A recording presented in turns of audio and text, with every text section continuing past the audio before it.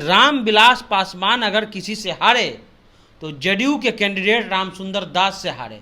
अगर चिराग वहां लड़ती है तो इस सीट ऑटोमेटिक जदयू को जाएगी और जदयू जो है चिराग से बदला लेने के लिए चचा को 2020 वाला बदला क्या चचा को आगे कर दिया जाएगा। हाजीपुर सीट आरजेडी का सीट नहीं रहा है जी, ये सीट जदयू का रहा है और इस सीट जदयू के खाते में ज्यादा जाएगा।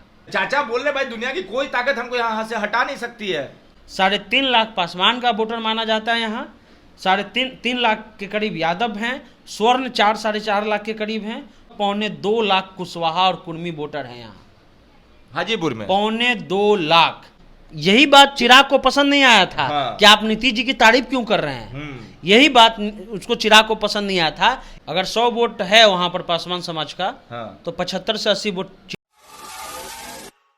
बिहार का सबसे हॉट टॉपिक वाला सीट लोकसभा, चाचा भतीजे की आन वाला लोकसभा, भाजपा के लिए सबसे परेशानी वाला लोकसभा, जबकि 2019 में सबसे आसानी वाला था एनडीए गठबंधन के लिए लड़ाई करने वाला लोकसभा। अब आप समझ गए होंगे इस इंट्रो के साथ उस लोकसभा जिसमें सबसे ज्यादा चर्चा है। चाचा कहते हैं कि दुनिया की कोई ताकत हमको उठाकर यहां से बाहर नहीं कर सकती और भतीजा कहता है कि लड़ेंगे तो हम ही लड़ेंगे। चिराग वर्सेस पशुपति पारस वाला लोकसभा हाजीपुर। आज चर्चा करेंगे हम हाजीपुर लोकसभा की।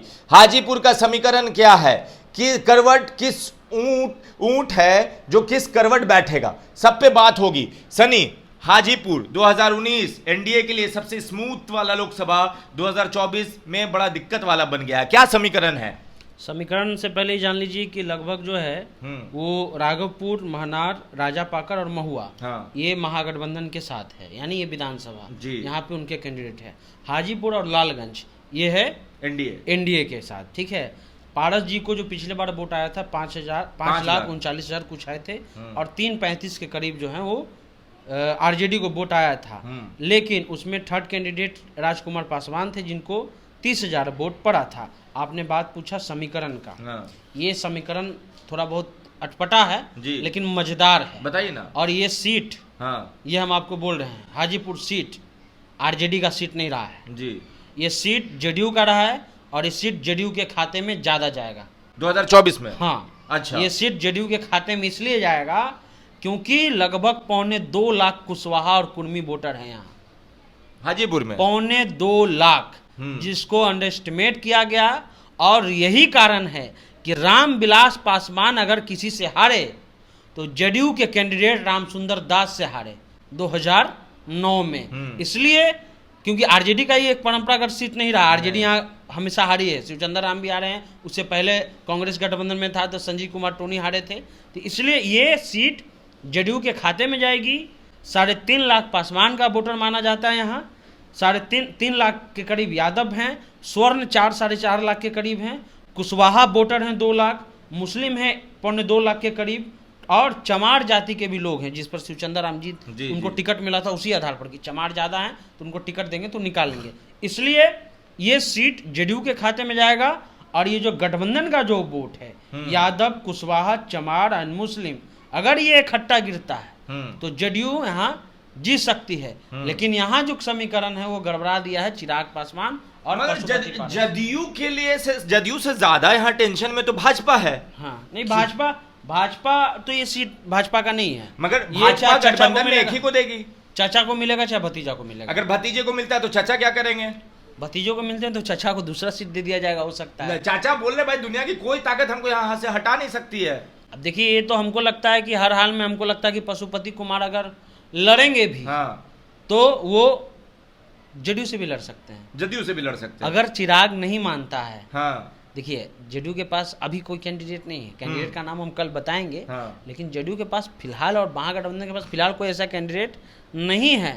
लेकिन अगर चिराग वहां लड़ती है तो इस सीट ऑटोमेटिक जदयू को जाएगी और जदयू जो है चिराग से बदला लेने के लिए चचा को 2020 वाला बदला क्या चचा को आगे कर दिया जाएगा। तो अब ऐसा बताइए कि अगर चाचा पासवान वोट हाजीपुर वाला ले पाएंगे या चिराग ज्यादा ले जाएंगे? अगर इस आंकड़े में बात करें तो हमें लगता है कि जो पासवान का वोट वहां पर है, उस मायने में चिराग ज्यादा मजबूत है। कितना मजबूत है? अगर 100 वोट अगर पासवान का है वहां पे, पासवान समाज का, तो कितना चिराग ले जा सकते हैं? अगर 100 वोट है वहां पर पासवान समाज का, हाँ। तो 75 से 80 वोट चिराग ले जाएंगे। 75 से 80 ले हाँ। तो आप इसी समीकरण पे कह रहे हैं कि यादव मुस्लिम प्लस अगर चाचा को सीट दे देती है जदयू, तो 20% वोट उधर से भी आ जाएगा। अगर चाचा ने ये ठान लिया हाँ। कि हमको हर हाल में यही लड़ना है, हाँ। ठीक है, हाँ। वो तो और बोल चुके हैं, वो बोल चुके हैं, हाँ। लेकिन ये मान लीजिए बीजेपी गठबंधन वाले लोग जो हैं, हाँ। वो ये खाता चिराग के खाते में ही सीट डाल दें। हाँ। तो इसलिए कह रहे हैं कि हाजीपुर से ये भी उम्मीदवार हो सकते हैं जेडीयू के, हाँ। ये हो सकते हैं, क्योंकि उनका जो लास्ट उम्मीदवार था वो उनकी तबीयत अब खराब रहती है, ठीक है।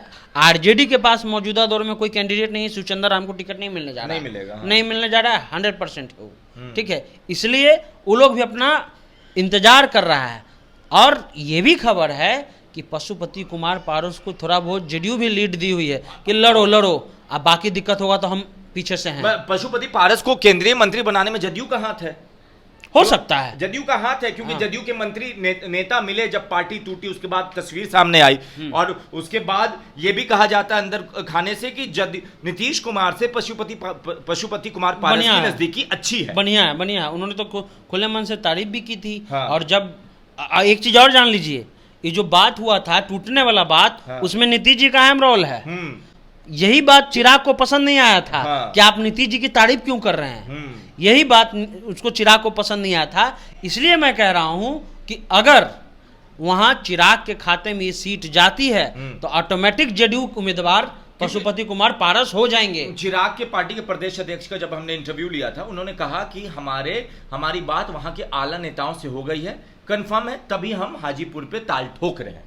उनकी बात अमित शाह से हो हाँ। गई होगी, गठबंधन के लोग हैं। हाँ। गठबंधन के लोग में अमित शाह को भी पता है कि वोट तो चिराग ही दिलाएगा, ये सबको पता है, इसमें हाँ। कोई दो मत होना ही नहीं चाहिए। हाँ। इसलिए मैं बार बार ये कह रहा हूं कि अगर समीकरण बदलते हैं, हाँ। तो ये आप देख लीजिएगा पशुपति कुमार पारस इंडिया गठबंधन में रातों रात आ जाएंगे। और वही नहीं आएगा, उनके जो सहयोगी जो सांसद लोग हैं उन पर भी हम लोग बात करेंगे। हाँ। कुछ और सांसद भी पलट करके आ जाएंगे, कुछ और सांसद। हाँ, हाँ। मगर क्या ये सीट के लिए जदयू और राजद आपस में नहीं बोलेगी कि नहीं हाजीपुर हम भी लड़ेंगे, क्योंकि हाजीपुर के आसपास के विधानसभा में राजद का भी विधायक हाँ, वहां से लगभग 3 जो विधायक महुआ खुद के तेजस्वी हैं, विधायक खुद हाँ, तेजस्वी, नागौर से खुद तेजस्वी मानार से जो बाहुबली हैं उनकी पत्नी है, हाँ। और राजा पाकर कांग्रेस के पास है। हाँ। हालांकि कांग्रेस का भी कुछ जिक्र है, हम कैंडिडेट वाला में बताएंगे, ठीक है। लेकिन लालगंज और हाजीपुर जो है बीजेपी का है, इस मायने में तो है मजबूत। हाँ। लेकिन ये सीट, ये कुशवाहा जो लोग हैं ना, जो कुशवाहा वोटर है, कुर्मी वोटर हैं, सर वो जेडीयू को देखते हैं, ये समीकरण तो जुड़ जाएगा। हाँ। लेकिन अगर कुशवाहा लोग अगर जुड़ जाते हैं तो सोने पे सुहागा हो जाएगा। इसलिए मैं कह रहा हूं कि कुशवाहा जो वोटर है, कुर्मी कुशवाहा, वो ज्यादा निर्णायक हैं, क्योंकि आपको पता है कि दलित वोट कहाँ जा रहा है, आपको पता है कि यादव मुस्लिम वोट कहाँ जा रहा है, आपको पता है कि स्वर्ण कहाँ वोट दे रहे हैं, लेकिन आपको ये नहीं पता है कि कुशवाहा कुर्मी कहाँ जा रहा है। इसलिए कुशवाहा कुर्मी यहाँ प्लस पॉइंट है नीतीश जी के लिए। तो ये सीट जो है वो किसके लिए ज्यादा टफ मानेंगे आप, भाजपा के लिए या इंडिया गठबंधन के लिए? ये सीट हमको लगता है कि अगर चिराग को मिलता है, हाँ। तो एक सिंपैथी पावर हो गया। हाँ। रामविलास जी का ये सीट रहा है, मगर चाचा बगावत कर हाँ, देंगे। तो चाचा बगावत करेंगे तो जरूर कुछ टूट होगा। हाँ। फिर भी अगर आप कहिएगा, हमसे सवाल पूछिएगा, तो इस मायने में चिराग का पलड़ा ज्यादा भारी लग रहा है। मगर आप ये देखिए कि चिराग का जो 100% कोर वोटर है उसमें 10% निकल जाएगा, 20%।